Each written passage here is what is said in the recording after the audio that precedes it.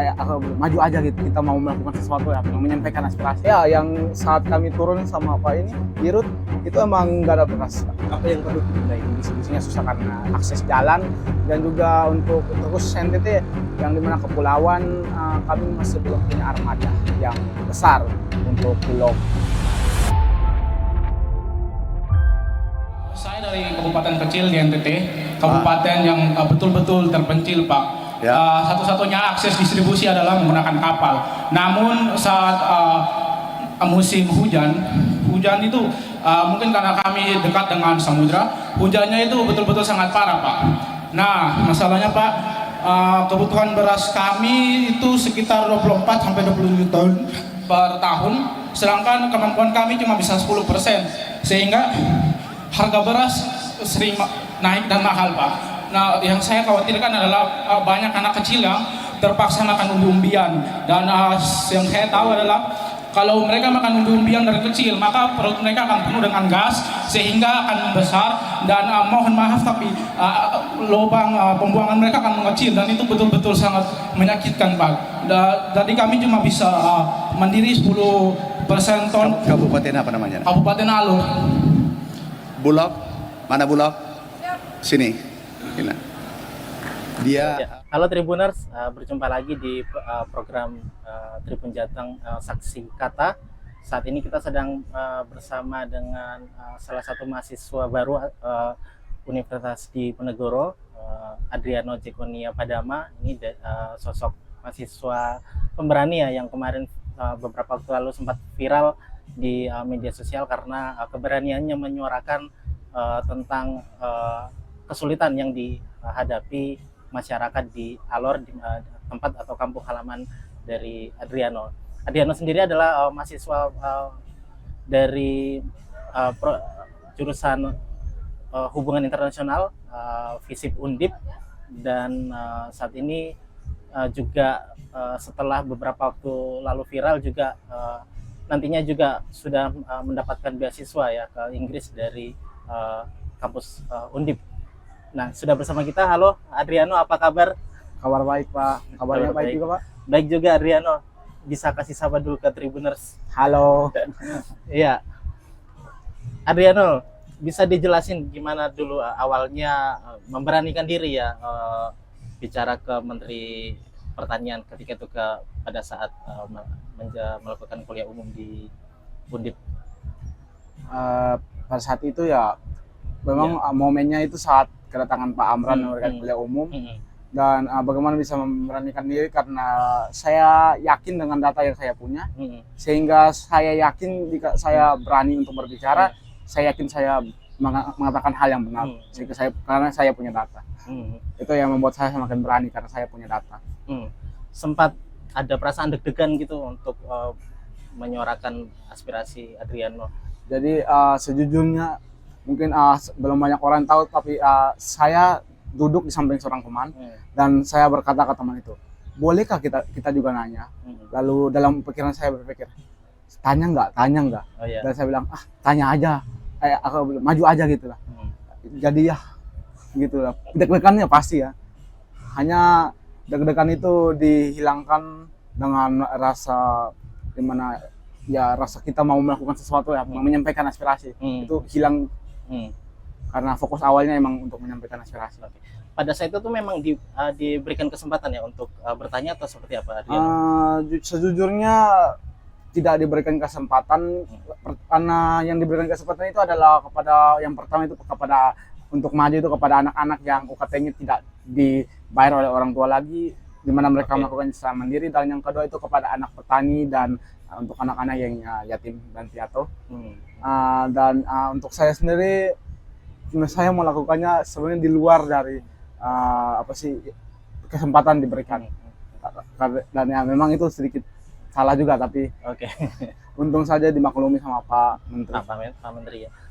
Untuk data yang kamu himpun itu jauh-jauh hari sudah kamu kumpulkan atau seperti apa, Adriano? Sejujurnya saya sebenarnya untuk data-data dari jumlah masyarakat, data beras dan segalanya itu sebenarnya udah saya baca dari lama, udah sering ngomong juga sama Om. Kebetulan Om saya kerjanya di lembaga kemanusiaan ya, lembaga dari Jerman. itu. Oke. Jadi dia paham lah soal data, biasa duduk bareng kan. Ya, jadi Tapi memang harga kebutuhan pokok di Pulau Alor atau di Kabupaten Alor ini memang jauh lebih mahal ya dibanding mungkin dengan Kota Kupang atau mungkin dengan kota-kota lain di sekitar di NTT sana, atau seperti apa? kalau yang mengatakan yang paling mahal, Hmm.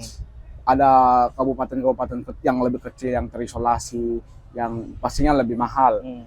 Tapi untuk berkata ya soal memang di NTT ya kestabilannya belum terlalu untuk beberapa kabupaten kecil ya itu belum terlalu baik karena seperti cuaca, lalu yang baru-baru ini juga ada bencana ya. Hmm. Itu sering sekali berefek pada pelayaran, Hmm. di mana kapal tidak bisa berlayar atau diberikan peringatan supaya tidak berlayar. Nah, jika kapal tidak berlayar, maka distribusi tidak bisa masuk. Jika distribusi tidak bisa masuk, maka bahan pokok tidak bisa masuk. Bahan pokok yang saya maksud ini yang dari luar ya, yang dikatakan impor dari luar kabupaten itu tidak bisa masuk. Maka jika bahan tidak bisa masuk, maka pasti akan terjadi kelangkaan. Ya betul. Dan jika terjadi kelangkaan, supply dan demand kita Ya. tahu ilmu ekonomi, maka akan jadi mahal Ya, karena betul. demand semakin tinggi tapi supply-nya semakin menurun. Ya betul. Oke. Dan setelah Adriano menyampaikan aspirasi itu dari pihak kementerian dan juga Bulog melakukan gerak cepat begitu ya, Ya. Adriano, dan Adriano juga sempat diajak ke sana ya, Siap, ke siap. sana. Bagaimana di sana ketika sampai di Alor?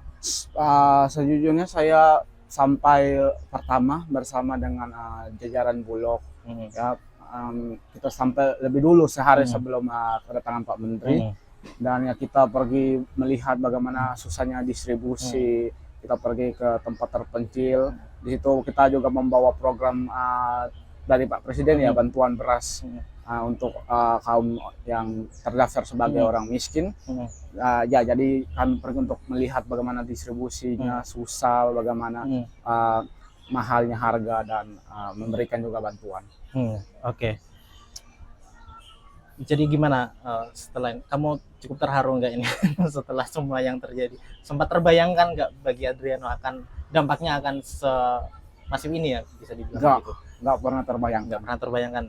Karena itu apa ya, suatu hal, kan hidup itu banyak kemungkinan ya, Pak. Oke. Jadi itu hal yang tidak pernah, salah satu kemungkinan yang tidak pernah saya bayangkan, karena itu sangat wow ya menurut saya.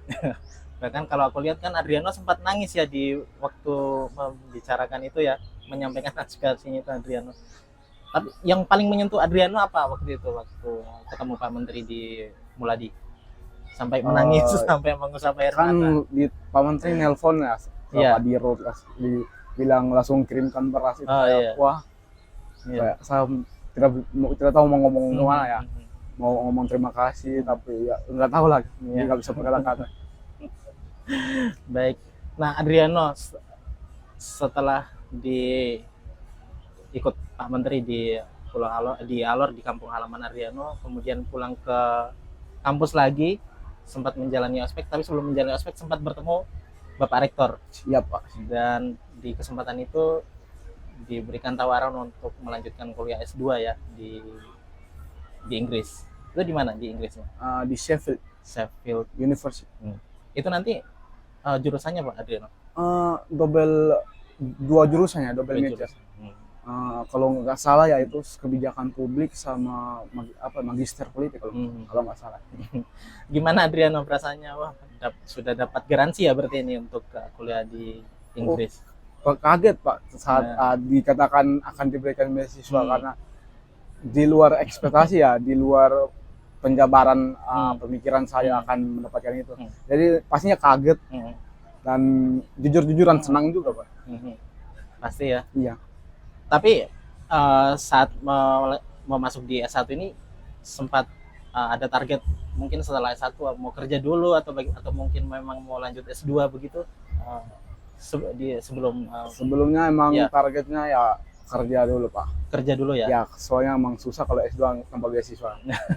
Jadi mau kerja dulu, nabung sambil nanti nyari beasiswa. Awalnya gitu Pak. Oke. Baik. Respon dari orang tua gimana Adriano mendapat beasiswa dari kampus? Wah, mereka kaget sekali Pak.